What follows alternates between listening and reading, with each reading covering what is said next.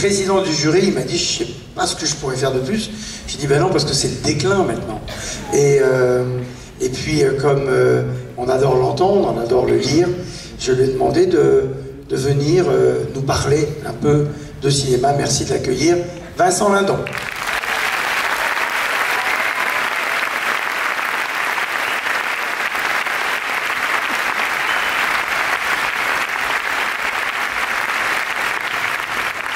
Bonsoir. Vous allez vous dire encore un discours. J'adore écrire des discours et Thierry m'a demandé d'en faire un. Je suis fou du Festival Lumière. Je n'ai pas pu résister. J'ai très peur, mais je suis très content.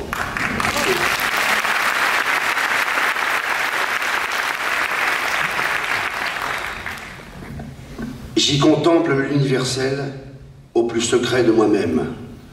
Voilà ce que répondit Jacques Rivette quand on lui posa la question « Qu'est-ce que le cinéma pour vous ?»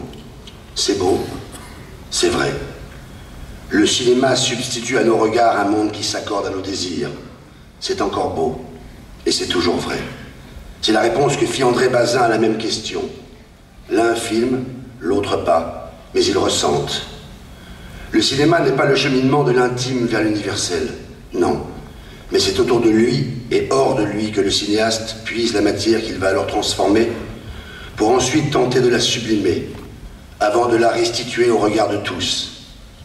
Il s'oblige donc à ne pas s'écarter de la vérité, à ne pas mentir sur le monde qui l'entoure, mais aussi à le réinventer, en le nourrissant de ses propres fantasmes, de son insouciance, de sa poésie, en essayant comme un artiste adulte de ne pas égarer en route l'émerveillement de son enfance. Pour parler de tous et à tous, il s'oblige alors encore une fois à nous dire ce que nous connaissons des éléments, des sentiments et des obsessions qui traversent la vie des hommes. La mer et la mer, la pluie, le feu, le besoin, la souffrance, le malheur, l'injustice, le désir, l'amour, la lutte contre la mort. Voilà notre point commun. Nous nous ressemblons dans ce que nous voyons ensemble et dans ce que, ensemble, nous souffrons. C'est sa façon à lui de nous dire ce qui nous unit, au-delà de ce qui nous divise et parfois nous oppose. Après tout, n'est-ce pas ce que fait Tim Burton, film après film, en réussissant l'exploit d'inventer des monstres que l'on adore, que l'on voudrait approcher pour les serrer dans nos bras, et en déguisant les figures des cauchemars des enfants en des personnages de rêve pour les adultes. Disons-le, c'est la matrice de son génie. Monsieur Tim Burton, même si vous n'avez jamais été marié à Elizabeth Taylor, quand un autre Burton, Richard, l'a été par 2 fois, j'aimerais vous dire que votre œil est un grand cœur qui envoie la caméra courir les filles, les garçons, les espaces, le temps et les couleurs, comme d'enfantines bouffées de sang. Ce ne sont pas mes mots, mais ce sont ceux de Jean-Luc Godard, bouleversé et bouleversant, qui a écrit à Maurice Pialat pour le remercier de son Van Gogh. Si je les lui emprunte aujourd'hui, c'est qu'il m'a semblé qu'ils expriment mieux que tout autre mon ressenti de l'œuvre de Tim Burton, l'artiste total, sans cesse en éveil, qui a dédié son existence de filmeur à tenter de capturer ce que nous reconnaissons sans pour autant l'avoir jamais rencontré. Comme lui, certains autres grands, metteurs en scène ou cinéastes, s'appliquent à donner une autre forme à la réalité. Et pourtant, ils se trouvent contraints de la conserver et parfois de la surveiller, parce qu'elle est la source même de leur émotion. C'est dans cette ambiguïté que naissent souvent les chefs-d'œuvre, à mi-chemin entre l'incapacité à nier le réel et la nécessité de le contester, pour pouvoir enfin être libre de créer. Il se peut que certains artistes regrettent leur ancien confort, car aujourd'hui, plus que jamais, toute œuvre est un geste, et ce geste expose le cinéaste aux passions d'un siècle qui ne pardonne rien. Pour autant, était-ce mieux avant? Il est difficile de nier les succès des différentes législations qui ont eu pour but, mais aussi comme résultat, de soutenir la production cinématographique française, la protégeant notamment des appétits des studios hollywoodiens. Dès la fin de la Deuxième Guerre mondiale, exhorté par le président Roosevelt, je le cite, « Envoyez les films, le reste suivra ». le cinéma américain s'est lancé à l'assaut du monde libre, devenant la deuxième industrie exportatrice du pays, talonnant ainsi l'aéronautique. Combien de cinématographies aussi remarquables, vivantes et populaires se sont effondrées? Où en est aujourd'hui l'Italie, triomphante dans les années d'après-guerre, rayonnant du génie des Fellini, Visconti, de Sica, Pasolini, Antonioni, Rossellini et tant d'autres? Le cinéma allemand n'a pas survécu à Fassbinder, Wenders ou encore Werner Herzog. La Suisse n'a jamais remplacé Alain Tanner ou Claude Goretta. Et au Brésil, le cinéma nouveau de Glauber Rocha ou Carlos Diegues a disparu pendant que l'Angleterre, elle, voyait ses talents, Hitchcock entre autres, déserter pour rejoindre Hollywood. Si la France a pu résister, c'est essentiellement, voire exclusivement, grâce aux dispositions prises et maintenues par ses gouvernements successifs au titre de la glorieuse exception culturelle. C'est parce qu'elle a, contre vents et marées, défendu l'idée que la culture ne pouvait pas être réduite à une marchandise, que la France est devenue un continent cinéma, capable de maintenir une production nationale autour de 200 à 300 films par an, mais aussi de permettre l'émergence de chefs-d'œuvre venus d'ailleurs, de Kusturica à Almodovar, de Ken Loach à Bertolucci, de Jane Campion à David Lynch. Sans la France, aucun de ces films n'aurait jamais existé. Le système a vieilli, bien sûr, malgré les rapports inquiétants qui pointaient, avant même la crise sanitaire, que la moitié des films français attiraient infiniment moins de spectateurs en salle qu'auparavant, malgré les interrogations en même temps ironiques et raisonnables de certains qui se demandaient s'il était vraiment pertinent de mobiliser un budget de 3 millions d'euros pour raconter une puberté difficile. Nul n'a osé le refonder pour l'adapter aux nouvelles conditions du marché. C'est pourtant nécessaire pour lutter contre les dérives d'un tout à l'ego, triomphant. Il est vrai que quand on aime, on ne compte pas. Mais est-ce que quand on compte, il se peut qu'on n'aime plus, ou qu'on en aime moins? C'est trop cher une place de cinéma. Une réforme minimale serait de réhabiliter la place du scénario dans la décision de mettre en œuvre un projet. Car un film, selon le mot célèbre du grand Henri-Georges Clouzot, c'est premièrement une bonne histoire, deuxièmement une bonne histoire, et enfin troisièmement une bonne histoire. C'est tellement vrai que Jean Gabin le lui a piqué. Ce n'est qu'à ce prix que nous pourrons remettre l'exigence artistique au centre de la motivation, quand elle cède aujourd'hui trop souvent le pas à des considérations, entre autres, purement techniques ou financières. Pardon de faire si long, mais je n'ai pas le talent de faire court, et pourtant tout ça pourrait tenir dans une simple phrase. Quand tout a disparu, seules les œuvres restent. La liberté de l'art ne vaut pas bien cher, quand elle n'a pas d'autre raison que d'assurer le confort de l'artiste. Et dans l'histoire déjà longue du cinéma, on peut voir qu'aucune œuvre de génie n'a jamais été fondée sur la cupidité, la haine ou le mépris. C'est la raison pour laquelle l'artiste, au terme de son chemin, absout au lieu de condamner. Il n'est pas un juge, mais un justificateur. L'art en général, et le cinéma en particulier, ne peut pas être un simple monologue entre un cinéaste solitaire et son imaginaire. Il doit résister du mieux qu'il peut à la tentation de ne s'adresser qu'à lui-même, car tout près de lui, juste de l'autre côté de l'écran, il y a espérons-les, spectateurs, à qui, c'est ma conviction la plus ancienne, l'œuvre appartient autant qu'à l'auteur et à tous ceux qui participent à sa création. Je le sais, pour avoir été spectateur, bien avant d'être acteur, et pour aujourd'hui encore être bien plus souvent dans nos salles de cinéma que sur un plateau. Quelles que soient les œuvres de demain, elles seront toutes porteuses du même trésor et du même secret, fait de courage et de liberté, nourries par l'audace et la témérité de milliers de créateurs, et donc de cinéastes femmes et hommes de tous les siècles et de toutes les nations.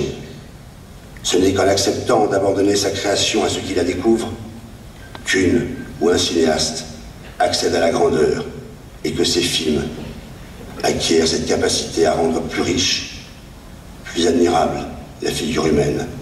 C'est l'extraordinaire force du cinéma. C'est son secret et son avenir. Merci.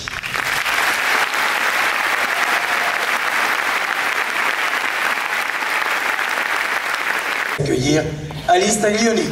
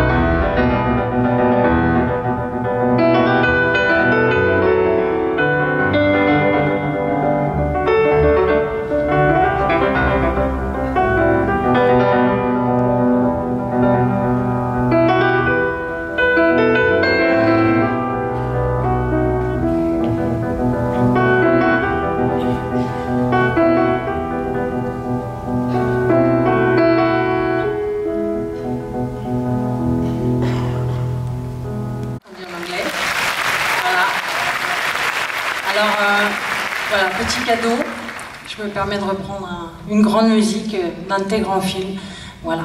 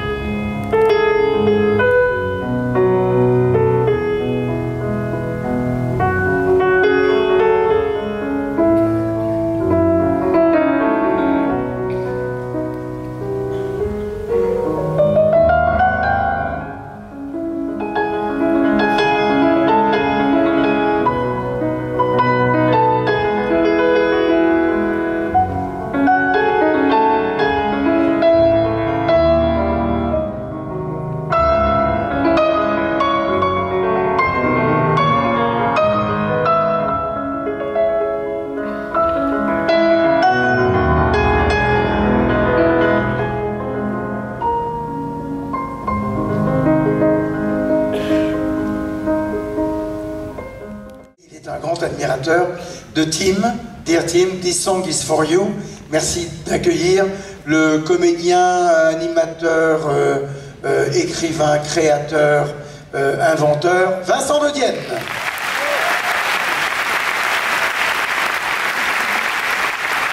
Bonsoir. Bonsoir. Je vais vous chanter une chanson. Ça me fait pas plus plaisir qu'à vous. Mais c'est une demande qui m'a été formulée avec infiniment de violence par le directeur de tous les festivals de France. Je sais pas pourquoi.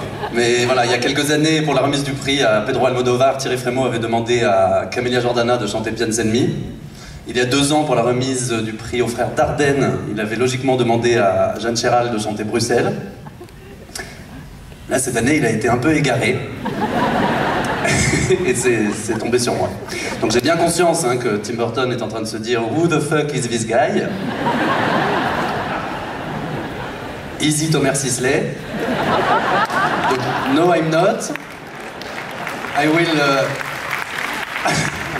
will introduce myself with modesty.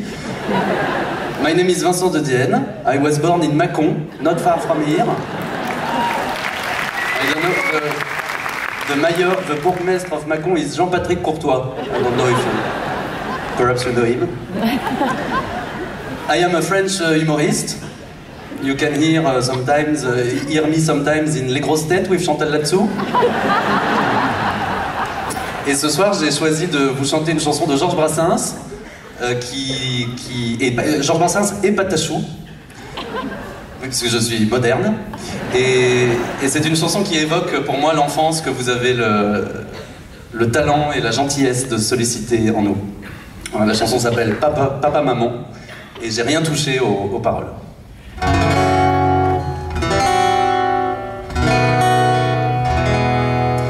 Maman, maman, quand je vois un Tim Burton, maman, maman, je redeviens petit garçon. Et grâce à cet artifice, soudain je comprends ce qu'on appelle le syndrome de Peter Pan. Maman, maman, je préfère au cours d'algèbre. Maman, maman, rester devant les noces funèbres et revoir Big Eyes, Frankenweenie et Mars Attack et l'étrange Noël de Monsieur Jack. Papa, papa, quand je vois un Tim Burton, papa, papa, je redeviens petit garçon. J'embrasse Ewan McGregor et je croise les doigts pour trouver un ticket d'or dans mon chocolat.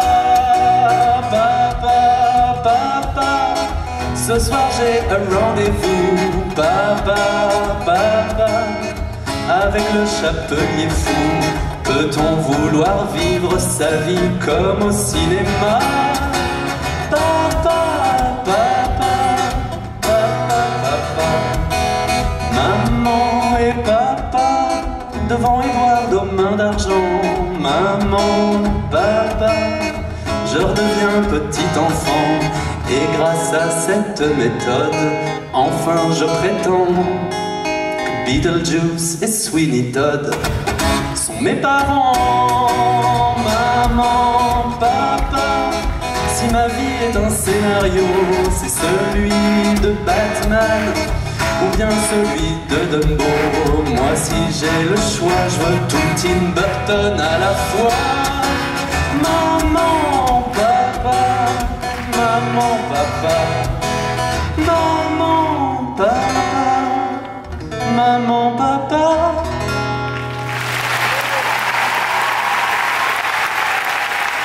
Yann à la guitare ou au banjo, qu'est-ce que c'est?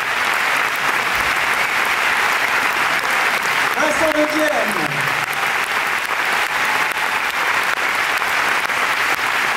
Thank you, Mr. Burton. I cried so much watching Big Fish in Chalon-sur-Saône. I love you.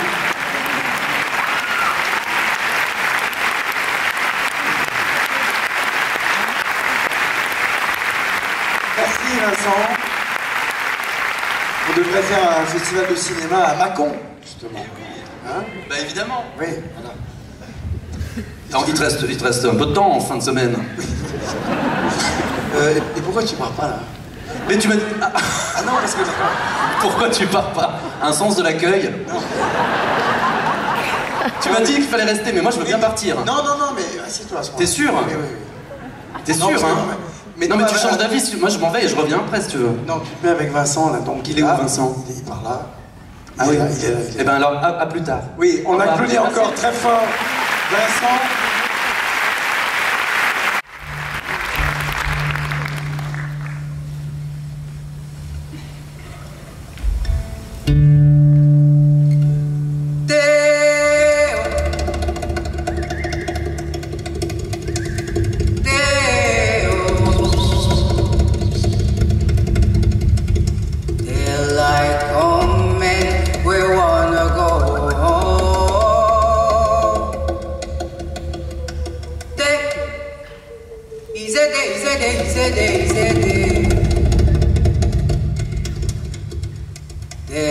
Daylight coming, we wanna go home.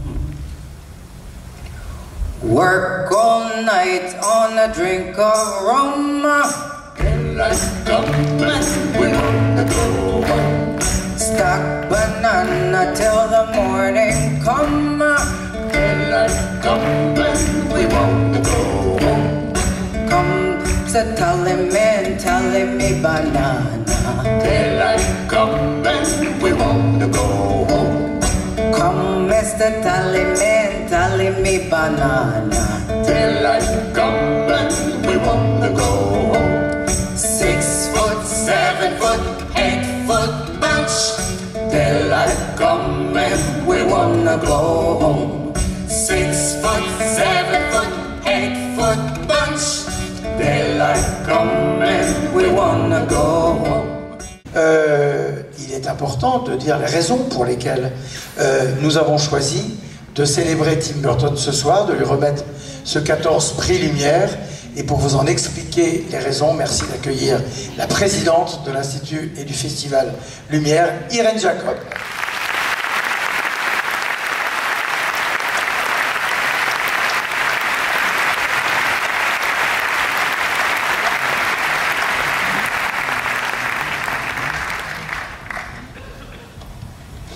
Cher Tim, cette semaine à Lyon, nous avons projeté vos films dans les salles de cinéma, dans les salles de classe, sur les murs des chambres d'hôpitaux, des gymnases, des maisons de retraite, des prisons, des maternités, des musées, et peut-être même parfois de quelques cimetières.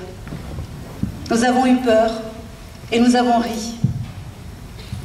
J'ai revu cette scène célèbre de votre Batman où Jack Nicholson, irrésistible dans le rôle de Joker, détruit un musée qui ressemble au Guggenheim de New York.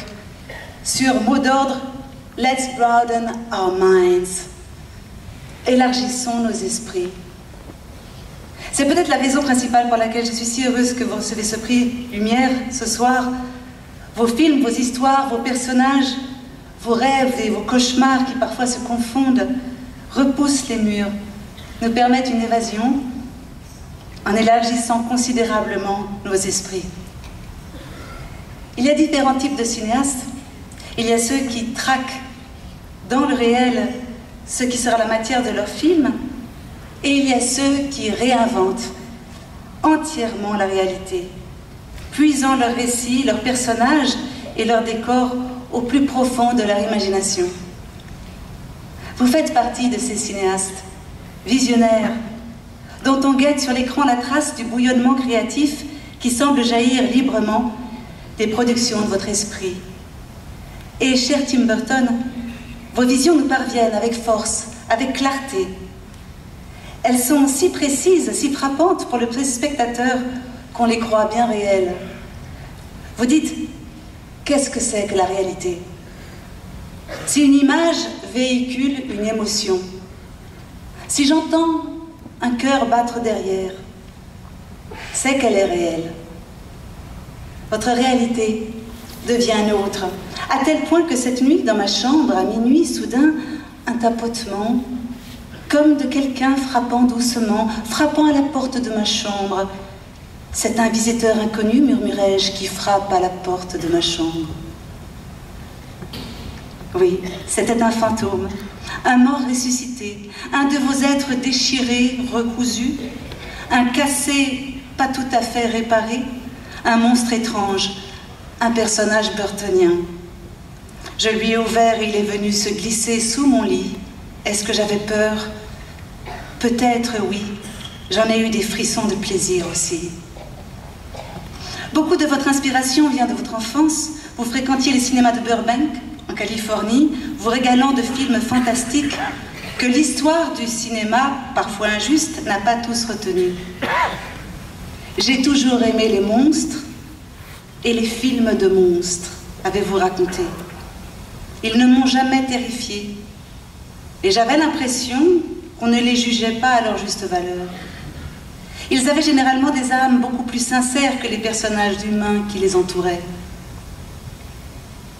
C'est une des forces de votre cinéma. Inverser les valeurs, détruire les préjugés. Avec vous, les monstres ont de la compassion.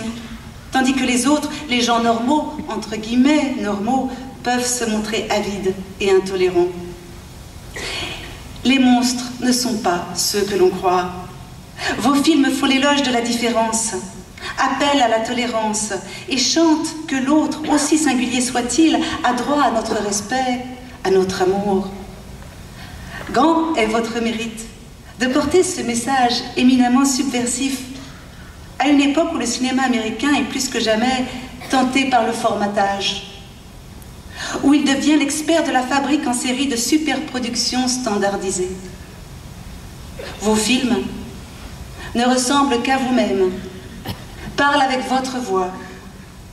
Je suis le père de tous mes films et ils sont mes enfants, avez-vous dit. En France, on appelle les gens comme vous des auteurs. Votre mérite ne s'arrête pas là, oh non. Dans vos films, les morts sont joyeux, pensifs et émotifs, et ils acceptent leurs conditions, peut-être plus enviables que celles de certains vivants, pleines de tristesse et de rancœur. Pour vous, l'au-delà, ou ce qui en tient lieu, pourrait être bien plus hospitalier que le monde réel. Vous avez dit, je suis issu d'une culture puritaine de banlieue, où la mort était considérée comme sombre et négative. Mais la mort arrive à tout le monde. Et j'ai toujours apprécié les cultures qui donnaient l'impression que la mort faisait davantage partie de la vie. Montaigne, notre grand écrivain du XVIe siècle, disait que philosopher, c'est apprendre à mourir, à partir. Je crois que vos films aussi font ce travail. Ils nous aident à surmonter nos peurs, à accepter notre condition humaine, notre condition incertaine, parfois précaire. Ils nous permettent de nous rêver fantômes, protégés par un bioexorciste farfelu. Vos films sont des bouffées de cinéma libératrices qui nous donnent le réconfort de croire que la vie ne se limite pas à ce que nous percevons de notre éphémère quotidien. Cette leçon est précieuse. Elle n'est que l'une des multiples raisons qui nous ont incités à vous célébrer ce soir, à vous dire notre admiration devant l'ampleur de votre travail.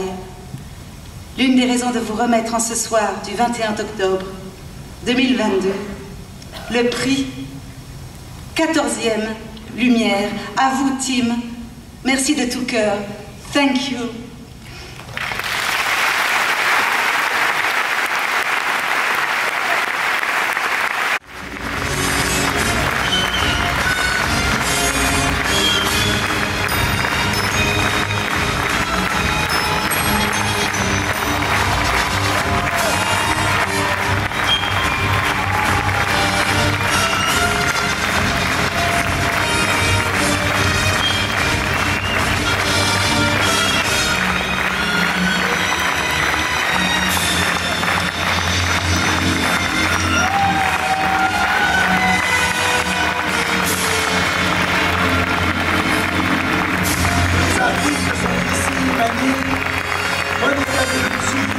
Tous les artistes qui sont là-bas peuvent venir me rejoindre. Tim Burton.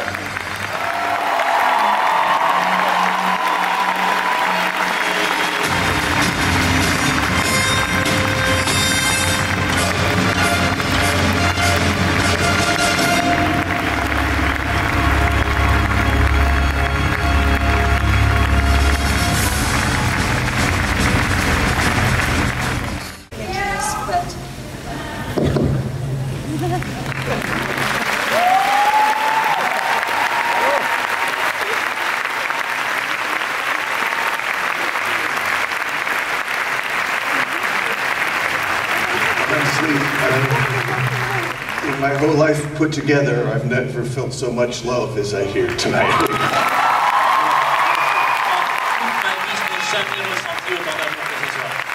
to the best funeral I ever had. Thank you very much. Honestly, it's such an honor to be in the birthplace of cinema. I've got such an injection tonight, just from Cherry and from everybody here. It's such a beautiful it's such a beautiful, it's probably one of the most beautiful, simple, pure festivals I've ever been to, in the sense where it's all about the love and the joy of movies. So for me, this is like, honestly, like I said, I've never felt so much anything in one place before. And so I'm kind of speechless, but thank you so much. I'll never forget this. Thank you.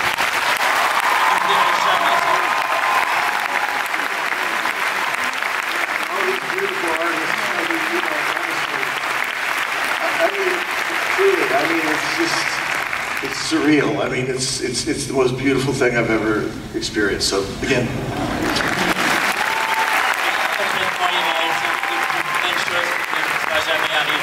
Dans un festival aussi beau, aussi simple, qui célèbre l'amour du cinéma. Je suis sans mots, c'est juste merveilleux ce qui m'arrive ce soir.